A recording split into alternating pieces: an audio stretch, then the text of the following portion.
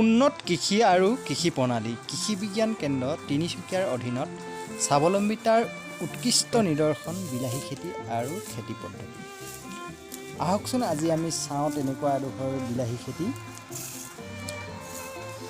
তিনিচুকীয়া কৃষি বিজ্ঞান কেন্দ্ৰৰ অধীনত কৃষি কৰ্ম কৰি থকা এজন খেতিয়ক চহা অসমীয়া মৰাণ কৃষক কঁঠালগুৰি গাঁৱৰ শ্ৰী জয়ন্ত মৰাণ। তেখেতৰ বিলাহী খেতিৰ দ্বাৰা আজি আমি চাওঁচোন আহক, কেনেকৈনো কৰে, কেনেকৈনো বান্ধে, কেনেকৈনো শাৰী কৰে, এইখিনিকে আজি আমি চাওঁ আহক। তো সকলোৱে ভিডিঅ'টি চাওঁ।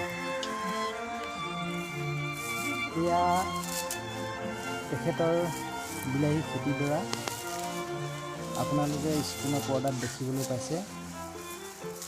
বিলাহী গছবোৰ সাধাৰণতে 2 পৰা 2.5 ফুট ওখ। তাত বাঁহৰ খুঁটি দি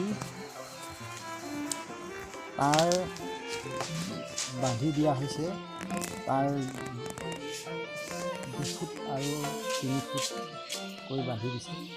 বিলাহীবোৰ বৰ্তমান লাগিব ধৰিছে, ফুল আহিছে, ফল ধৰিছে।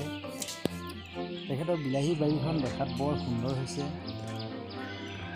চাওক, গছবোৰ চালেই গম পোৱা যায় কিমান উৎকৃষ্ট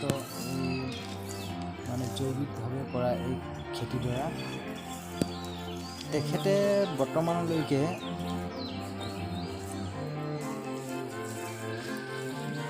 যি খেতি কৰি আছে, এই খেতি বিজ্ঞান